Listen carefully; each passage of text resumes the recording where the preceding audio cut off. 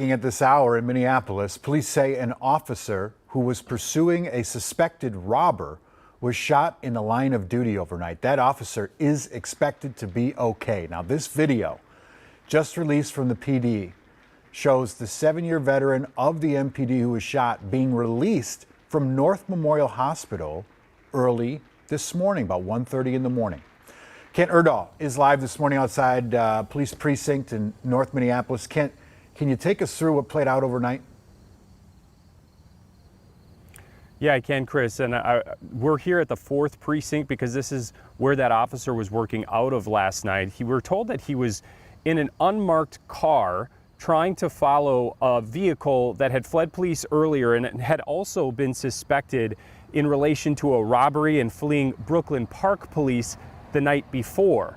Now, that's setting the stage for what happened about an hour later. About 9:15 last night, police say multiple gunshots were fired from the suspect's car when that officer was attempting to follow, thinking that he was unidentified, but at some point police say that he was ambushed by that vehicle. According to MPD, the officer's squad car was hit multiple times in that ambush and he was struck once in the shoulder.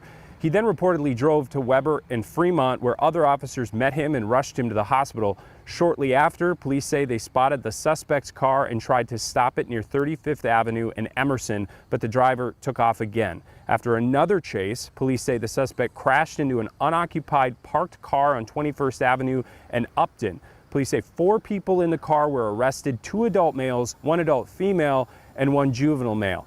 MPD Chief O'Hara spoke about all of this shortly after it happened last night. This incident underscores the incredible courage, bravery, and truly the restraint of our officers as they face incredible challenges today, putting their lives on the line to protect strangers. And I'm thankful to report that despite a police officer being shot by automatic gunfire, with the help of other officers and with the help of deputies from the Hennepin County Sheriff's Office, we were able to take 4 suspects into custody and recover at least 1 gun from this incident, with anyone else being seriously injured. And then again, this was the scene just a few hours later. Dozens of MPD officers applauding that officer as he left the hospital under his own power just after 1 a.m. MPD has not identified him at this point, but we do know that he is a 7-year veteran, as you mentioned, Chris, assigned to the 4th precinct. And back to that incident that led to all of this, we're told, as you heard the chief say, there was automatic gunfire. We're told, according to police, that there were 14 rounds that hit that unmarked squad car that that officer was driving. Of course, one of those then hitting him in the shoulder. And when it comes to that arrest, we are told by police that the vehicle fled while several squads were trying to, of course, make an arrest after locating that vehicle.